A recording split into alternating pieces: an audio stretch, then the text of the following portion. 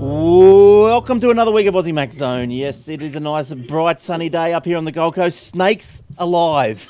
I don't know if you heard the story. We'll get to that in a minute. But I just wanted to say welcome everyone to another week. Yes, it is the Mac Zone here once again. And it's all brought to you by Aussie Tech Heads Web Hosting, athwebhosting.com.au. Go and check them out. Some great plans, all based in Australia. The servers are based in Australia, so they're nice and fast. There's no lag, by hitting and trying to get your page out of the US or Singapore, Japan, or wherever it may be. It's all here in Sydney. So athwebhosting.com.au.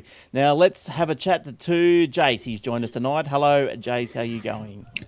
Hello, Glenn. Hello, everyone. And from a very warm Adelaide today, we hit a top of, I think, 36. So just a tad warm for April. I know you were just telling me before the show, 38 or 36. I couldn't believe it. I could not believe it. It's crazy. Back to 23 and raining tomorrow. So that's probably more typical autumn weather. Yes. And Michael, what's it like in Sydney? How you going? Good, mate. Good to see everyone. It's just a bit warm and steamy, but other than that, it's all right. Yeah. Oh, traffic that's just in your house, Michael. Yes, that's right. Yeah. So it's look, it hasn't been too bad up here. We had a fair deluge the other night, but I don't know. Did you guys hear about the snake, the famous brown snake up here? No, the brown snake. No. No, well, it was at the Titans rugby league game. Apparently, it just decided in mid-game to slither out of a drain pipe.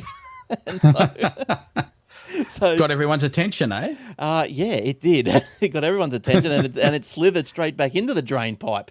And then it was only like 2 seconds or 5 minutes after the snake had appeared. There's already a Twitter account. I think it was at @CBusSnake.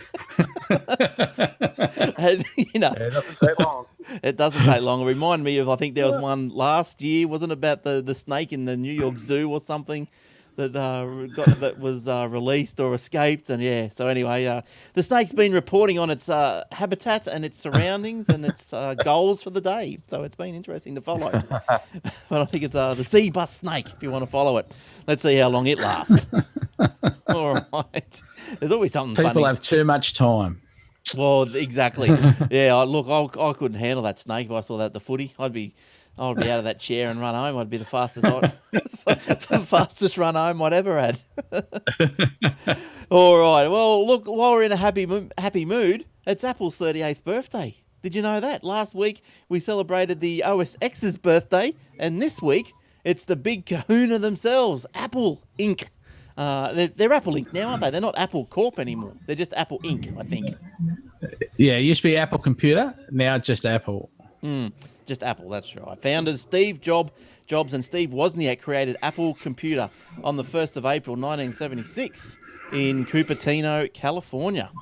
Now, have we gone down this path before? I think I've asked you, is there anything to see at the Apple headquarters, haven't I? Is it worth going there and having a poke around? I remember I did look it up on the internet, and I don't think there is much to do. I think there's an Apple store, which you guys might have said to me last time. Yeah, I haven't been there, but have heard there's an Apple store there. Not sure what else you can see or do. Doesn't do too much. No. Yeah, so the logo, you would have seen that Apple changed its logo over the years to keep with the times. We remember the old coloured logo to start off with, I guess, because before the Apple Colour personal computer, I think it was just all monochrome, wasn't it? It was, ECG, orange and green and not much going on. Do you remember, I don't know if you guys remember the, Space Invaders? You know those little, little sit-down Space Invaders machines? Well, I remember playing one of them, and it was a black and white machine, but they used to cellophane, or tape-coloured cellophane, like in strips, like blue, red, and yellow under the screen. And it was the cheap-ass version of colour. So, it was effective, wasn't it? But, you'd remember, Michael, old CGA, EGA, orange and green monochrome? Yes, yeah. Yeah. My first one was green. Yeah, my first Apple screen was just green. Yeah. What was that? What Apple was that? Apple IIc. Yes, that was my first Apple as well. Apple IIc. Yeah, I was using Apple II Pluses, I think it was, and then 2Es. But then the first one I owned was a 2C. So that wasn't a bad little thing. I sold that about 10 years ago. But, maybe I should have kept it. Who knows? But anyway, that's hey, happy birthday to Apple. So good on them. Good on them. I wonder if they're having a little birthday. Do you reckon Steve Wozniak has a celebration? Or does he just sits back going, nah, been there, done that? I reckon every day's a celebration for the Woz. Yeah, that's probably true. Yeah. I think he enjoys life, and so he should. Enjoys his food. I'll give him that. Now, I think that too. So do we all. So do we all. All right, now what else have we got? Let's have a look. Jace, what's iBeacons? We found a new use for them. Well, someone has. United Nations has. Well, United Nations, in fact. So who better? And they're using it to simulate a minefield and raise awareness at a New York museum. So quite an interesting one here. So iBeacons, as we know, use the low energy Bluetooth to communicate with your iPhone and iDevices. So there's actually an exhibition that's been set up around mine awareness and assistance in mine action, and they've set up a simulated minefield. You can walk through in the museum, and through the combination of the iBeacons and presumably going through with an application called Sweeper on your iOS or Android device. You can, I guess, play landmines and see what it's like, and I guess without the bad ramifications of the real world. But I guess they're just to provide awareness, because obviously that's quite a serious issue in a lot of countries, unfortunately. How close? Oh, so they're Bluetooth, so you've got to be relatively close before you'll pick up a signal. Look, that could be a spin-off of geocaching. Well, I know you're in the geocaching, Michael. Yeah, we did speak about that, didn't we, with the iBeacon stuff. I think one thing we were saying though is it does still need a power source. So, but we did say you could have a solar panel, didn't we, to keep the iBeacon charged up? But a little given it's solar running off an periscope. iPad or something, I don't know if the iPad would last at the geocache location. No. Too long. Well, they could. It'd be like looking for the black box. They should have had an iBeacon on that thing. Maybe. Everyone out with their iPhones looking for the plane. That's right. What's going on with that? Have they found that thing yet? I still don't know they've found anything, have they? Because all this stuff they're finding in the ocean, I don't know that they've actually even yet said, okay, the stuff we've found isn't just junk that's floating out there. It is actually related to the plane. So let alone the black box and the actual, more substantial parts of the fuselage. And so we're still not sure. Yeah, that's certainly Still not sure. That's right. Yeah, so it's still nothing's been retrieved. So it still could have been like a hijacking. No one knows. That's just madness. It's madness. Obviously, not very nice at all. So no, I guess at least if when it's found, at least it's known what happens, because unfortunately, I guess the fate is now fairly certain. But what was with Air France? That was a good couple of years, wasn't it, before they found the actual plane on that one? I'm pretty sure. How long ago was that? So. Oh no, but they had a rough idea. They had a lot better idea where the plane was, but for the Air France one. Yeah, but that still took a couple of years, though, didn't it, Michael? Yeah, because it's the depth that's the tricky bit. Yeah, that's true. The ocean's quite big. Oh, it's massive, isn't it? When they're saying that there's the black box, if it sunk to the bottom of the ocean, it could be like 7 kilometres down. Yeah, that's massive. That's so massively deep. And obviously the battery only lasts so long. Yeah, and plus it only apparently signals for about 2 or 4 Ks as well. So that's I don't understand why they didn't build something better.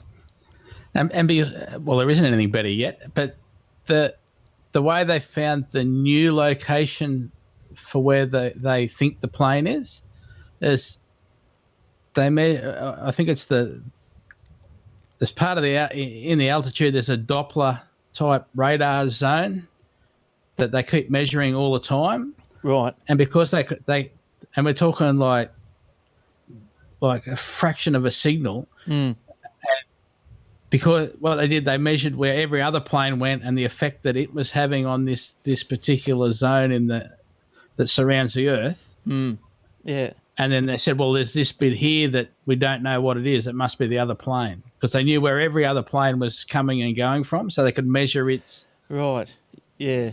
And then they worked out there was this little shift, and that's where they figured that's how they got the new location. And it's like massive amounts of computer power just to work that out. Yeah, geez, who knows what's happened to that thing.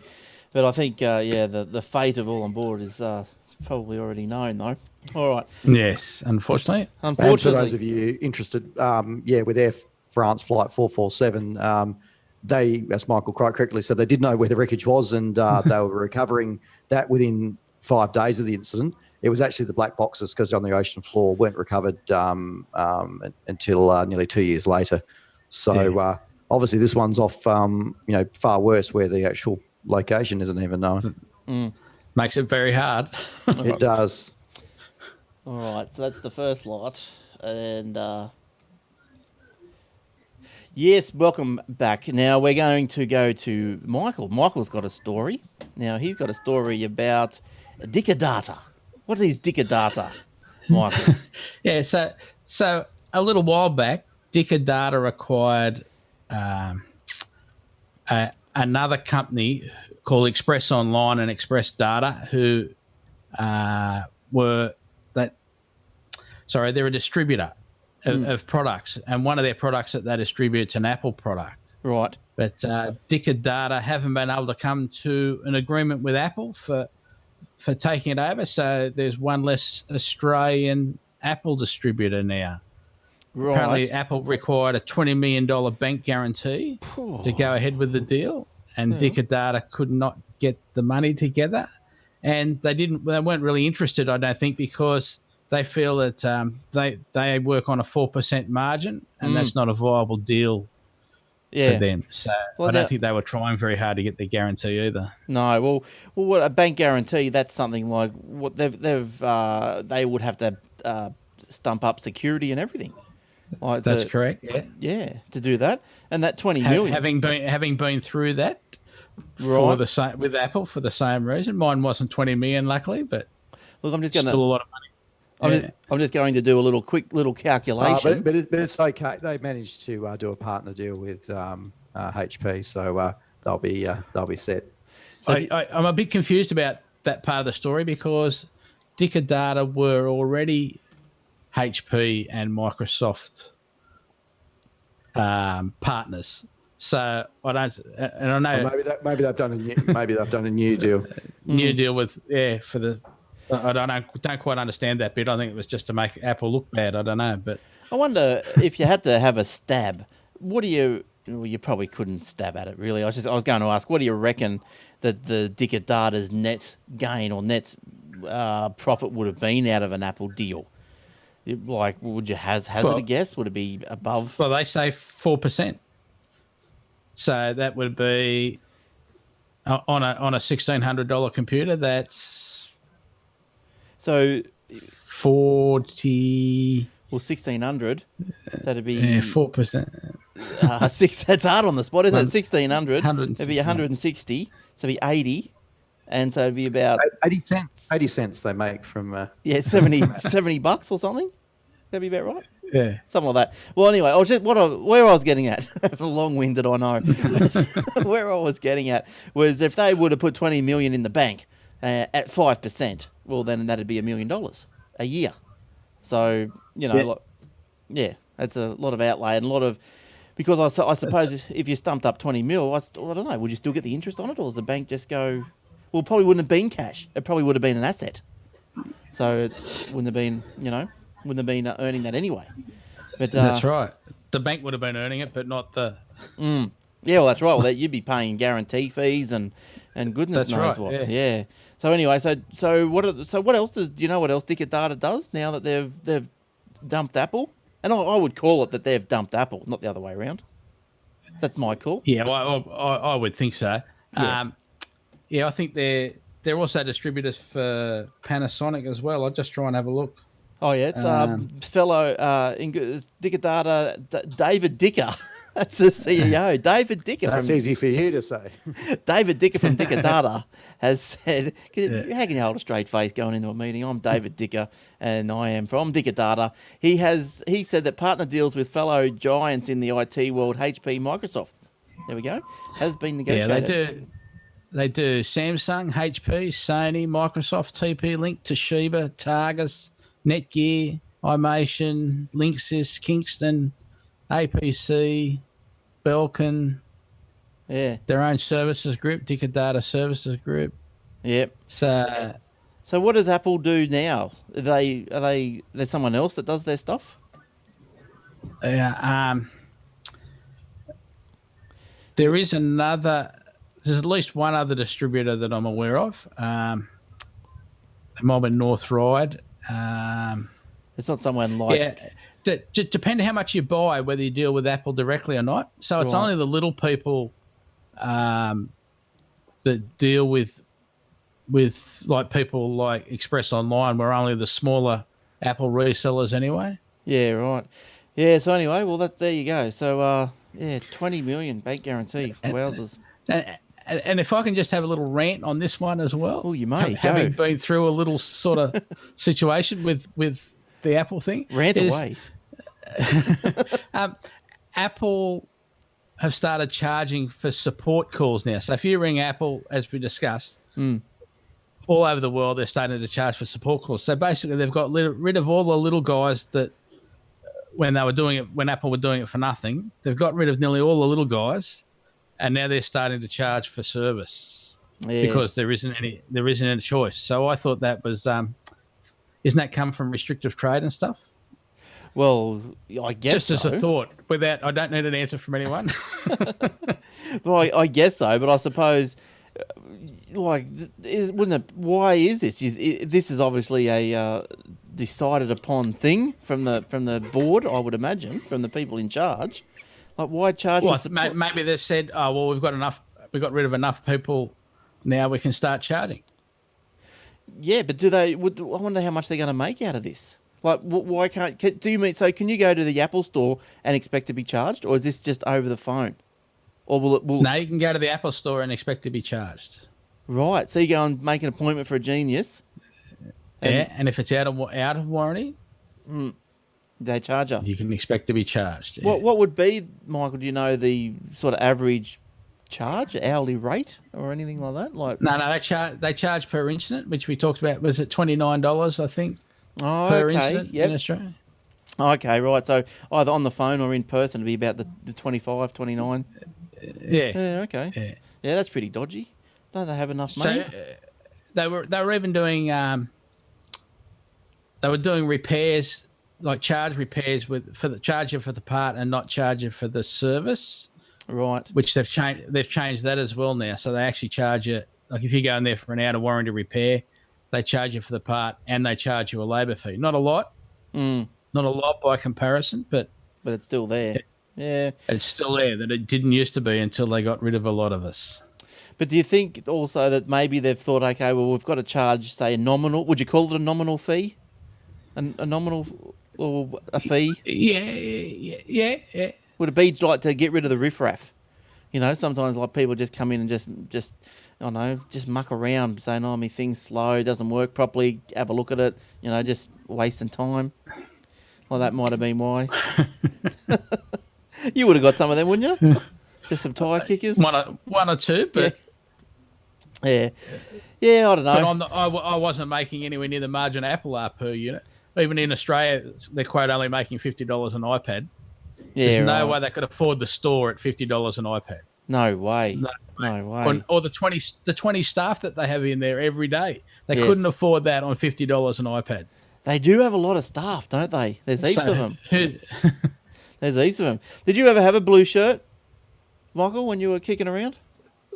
No, we had orange ones to match our logo, and then we got into trouble for having the Apple logo on it. Oh, dear, dear. Because we didn't have... They don't like that, do they? No, we didn't have the approved service centre underneath it and things like that. So. Yeah, right. What, they made you take them off? Yeah. Yeah. Just change them. Yeah. See how your skins. No good. No good. Wait till I show you my tat. It's an Apple logo. Yeah. Now it says unapproved authorised service centre. Oh, someone told me you got to register tats in Queensland, but I can't believe that. Anyway, that's another story. All right, save. So I can move this around if you want me to. We don't have to go straight back to me. Oh, Just that was a gas story and I changed it. So okay. Okay. I'll just drop it down one. All right. Yeah. So that puts example of Samsung doing it nearly. Should we that either all right? do that or we, Well, glad I don't mind. well, All if right. we go to increase the price of apps in Australia, you can then go back to your tip, Michael, and then go move Okay. into more appy, tippy things. All right. Okay. So I'll do that one and then the Samsung one. No, I don't. Well, I wouldn't do the Samsung one then if you want to, because given we're talking about Apple. Yeah. Okay, so we're doing the Samsung one. No. We're doing the We're Apple, dropping this then. the Apple Store. We're doing Apple Apple just said said doing. Yeah. Increased price of apps in Australia. Yes, That's you. That's me. Me or Jace. Me. I'll start, and then you can all bloody chime in. Yeah. All right. Okay.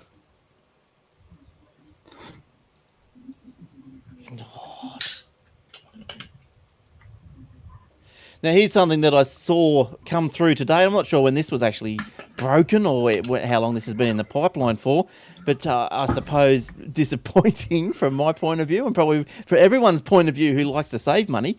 But Apple is set to increase the price of apps in Australia. So apparently this is going to happen relatively soon. It's almost 3 years after Apple was applauded for reducing its App Store pricing in Australia by up to 25%, and follows recent acquisitions. It has been shifting nearly $9 billion in untaxed profits from its Australian operations to Ireland over the past decade. So in an email sent on Tuesday to developers who create apps for Apple platforms, the company said it would make the changes to account for foreign exchange rates. They would take effect within 24 hours. So first point I would like to ask if anyone knows is apps, are they the same price in the US store, for example? Are they 99 cents in the US store on mass? Do you know what, Michael, do you know what price they are in the US store? Or are they all Are they 99 cents here on mass? Yeah, I think so. I think most of them are 99. Yeah, we get a fair few of those. Yeah. I think we're reasonably on par for certainly the cheaper apps. Music's still a little bit more expensive, though they did drop it. Yeah. And it took them a long time to drop, and that's when we were well over $1 US for a long time. But a lot of that's the Australian distribution stuff as well, isn't it? It's different. It's different to apps. complicated. Yeah. Yeah. So they are in for their cut, so that makes it harder. Where quite rightly, apps are purely up to Apple to do. So that would be a little bit disappointing then, because $1.29 or whatever, it's not quite as nice as the 99-cent app. Or I'll just grab that one. Yeah, there's a little sentence here that says the effect will take place within 24 hours. So the price of apps is not just increasing in Australia, but also in Indonesia, India, South Africa, Turkey as well, and New Zealand. And apps sold in Israel and some price tiers for apps in New Zealand would decrease. Well, there you go. Why would New Zealand decrease? Their dollar's worth bubkus. Why would that go up? Well, it might be down? relative to themselves, though, because I guess their currency has actually appreciated relative to what it was, because it's coming close to equal to an Australian dollar. So maybe theirs were more expensive and are more expensive than ours, so they're getting some adjustment the other way. So here further down, here we go. The change comes after a year of fluctuations. As of 11:38 a.m. on Tuesday, the Australian dollar was fetching 93 cents. So that's a bit of a change, because I remember when it was up about $1.10. We didn't That's get a right, decrease, yeah. did we? We didn't see a decrease like to 80 cents. No. But we saw, not in the App Store, but Apple generally, when they release new products, they change the pricing of all most of their hardware based on the exchange rate when that product's released. So you want the products to come out when the Australian dollar's good, because they won't reprice it. So if the Australian dollar's crap at the time, but improves over the next 3 or 4 months, in a device which is out for 12, 18 months, it stays at that whole price for the whole life cycle. So, you hope for good exchange rates at the time things come out. So for example, when they released what was the last products, the MacBooks with Retina, the 13-inch MacBook with Retina and stuff, and they changed the price for the Apple TV and a couple of other things, I think. So, because the dollar had changed so much, so that's fairly common on their hardware side. That's when they do their price fixing on the not fixing, that's probably the wrong word to use. Setting. Their price adjustments. Yes, hang on, we might get in trouble for that. Oh, what's it? There's nothing like a good price fix here or there. Just go and ask Shell. Well, that's so that's no good. At the App Store, prices are going up, so I'd get them now while they're cheaper. But Or of course, Glenn, follow Aussie Tech Heads on Facebook or Twitter, where we'll give you the free app of the day. That's the best priced app. Exactly, and there will still be free apps of the day, and then normally you do pay for them. But on each particular day, if you see them in the website or on the Facebook, they're free. And that's at facebook.com/Aussie Tech Heads. So you go and have a peek there. And also, while you're in the mood, I'll make sure you got to like the page, and you also got to go to just hover over like, and then wait till the receive notifications pops down, and just make sure there's a tick on that. And also, Michael does his news of the day. I'm trying to get that to come across to the main site, Michael. So it's tickering along there, but that it'll come. I'll get a big head, mate, if you keep improving it. I'll just the improvements are just going crazy. So, but if you want to have a look at that at Michael's news, it's aussiemaxzone.com.au, and get involved. All right, now, Michael, you've got a little tip, your doll tip this week. And look, I'm gonna be getting some sound effects. I've turned that iPad off anyway, but the sound effects will be next week. How's that? Hey, I'm looking forward to it. We're getting crazy now. Okay. What's your tip this week, Michael? I can't wait, because this looks like a beauty. So, in Safari and Chrome on your iOS device, when you're typing away and you're typing aussiemaxzone.com.au. Like that's a whole heap of characters to type. So you just type Aussie Max Zone. You hold your finger on the full stop or the dot key. Yep. And that lets you choose .com, and then you hold it there again and choose .au. Or if you want .org or .net or whatever, that sort of top level domain is just there. So you don't have to type any of that ever. Oh, really? And it's really quick. And then also when you're traveling, if you forget what region you're in, if you're in Thailand or Vietnam, and you're not sure what their extensions are, so you can just press on that full stop, and it'll give you .com, and then it'll give you what your location is at the time. That's all right. That's good. So you don't.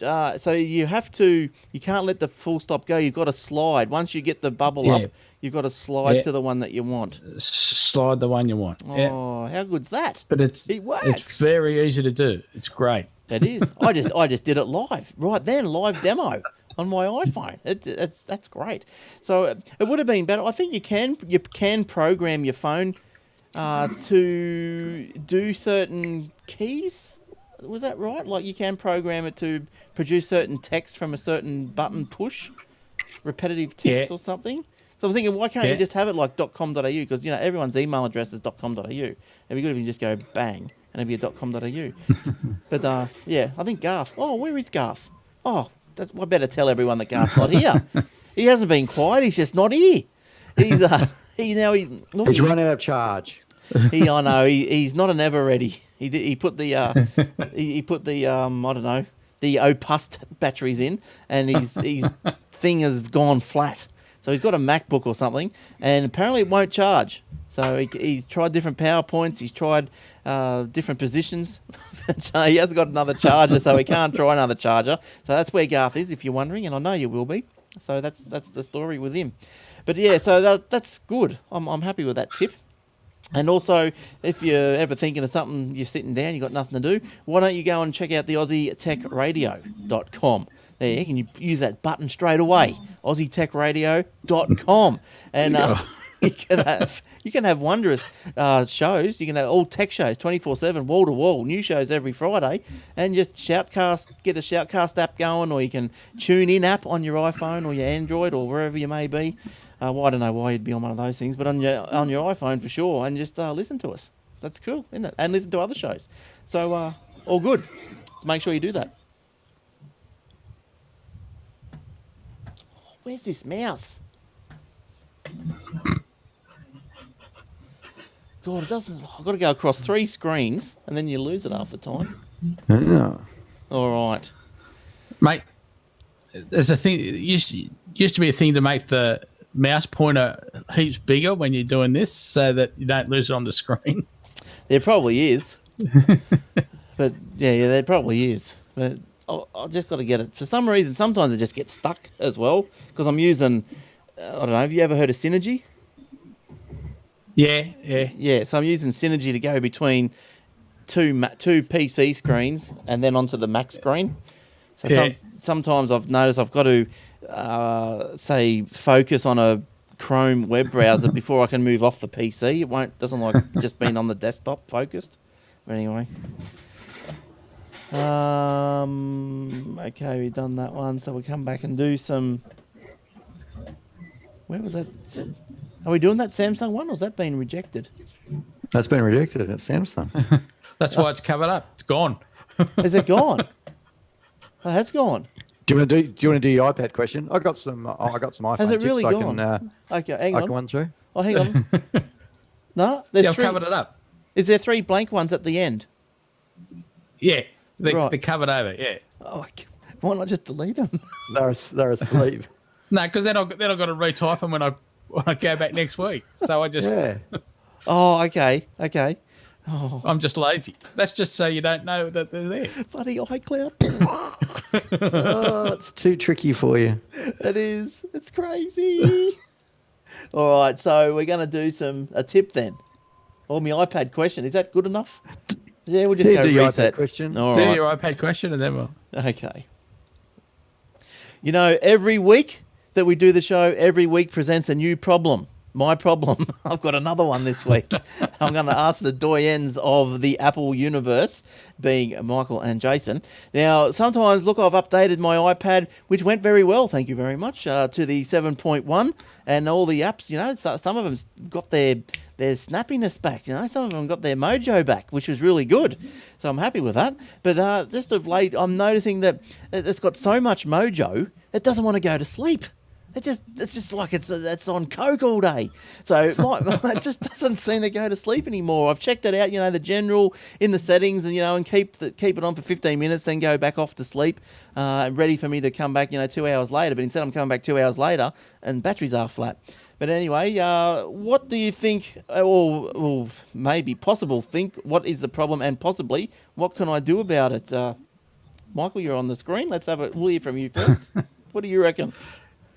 Yeah, so there is an auto lock time in settings. Yes.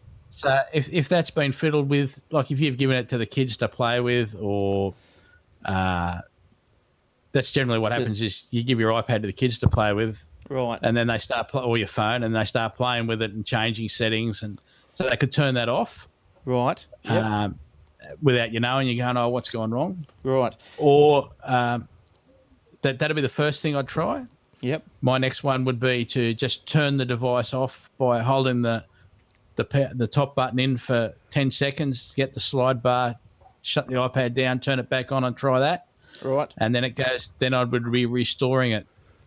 Okay. Right. That'd be the third choice. Yeah.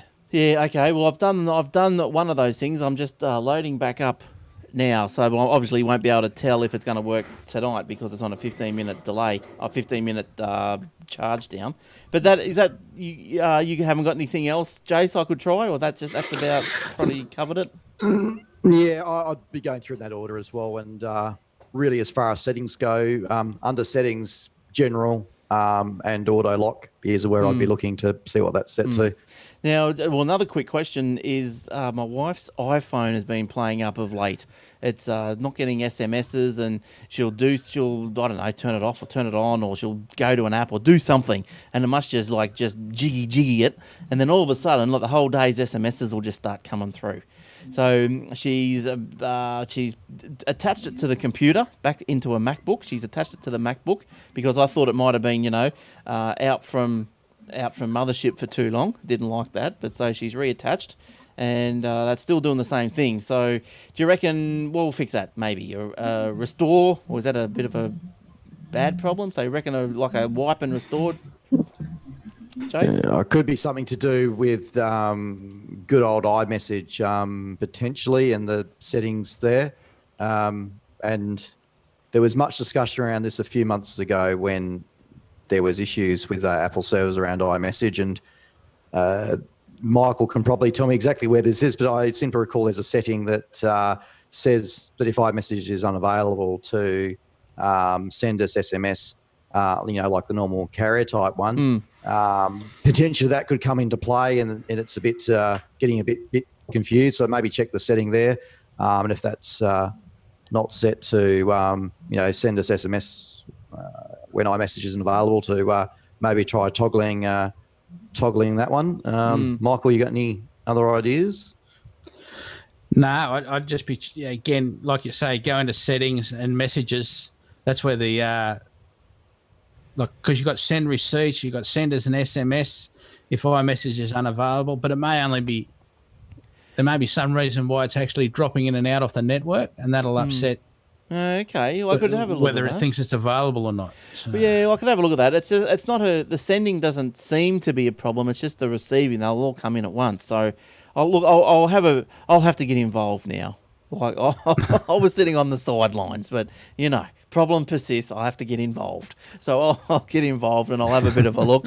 I should be able to back that up through the iTunes, and then I can do a factory restore on it, a factory reset, and then a restore, and then I would get like a new install of iOS, and then all the apps and that will come back, wouldn't they? Yeah. So personally, I would. So you've connected it to iTunes. It'll show up in the left-hand column, the phone. Yep. Select that. There's a summary tab. Yes. In the summary, that's the first tab at the top. Yep. 2/3 of the way down, there's an encrypt backup box, and you tick that. Yes. And it'll ask for a password. Yes. Yeah. It's a very important password. You have to remember the password. It's very important. Yes. But okay. That's how I do it, because that backs up everything on the phone. Your messages, your email, like everything. You don't have to go in and reset the email addresses, etc.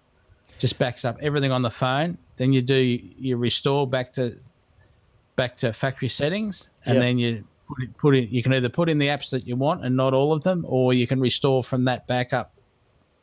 Yes, because I know I've experienced. You go through the bad restores, don't you? Because I've restored, and I hadn't backed up with that encrypted tick. So as Michael said, that is important, because I've restored from an unencrypted backup, and most of your settings they don't come back. You got to put in your I don't know, say for example your Go card number and password again. You got to put in just your keychain password and logins for sites and all this sort of stuff.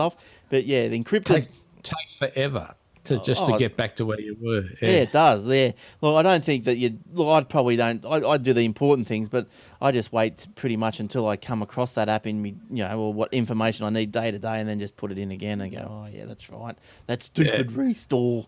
Yeah. but yeah. So, Jace, did you have any apps that you've taken a fancy to? Taking a fancy to? Yes. nothing too exciting at the moment. I do have a couple of iPhone tips if you're interested, given that we're talking about the iPhone at the moment. I'm very interested. So, very interested.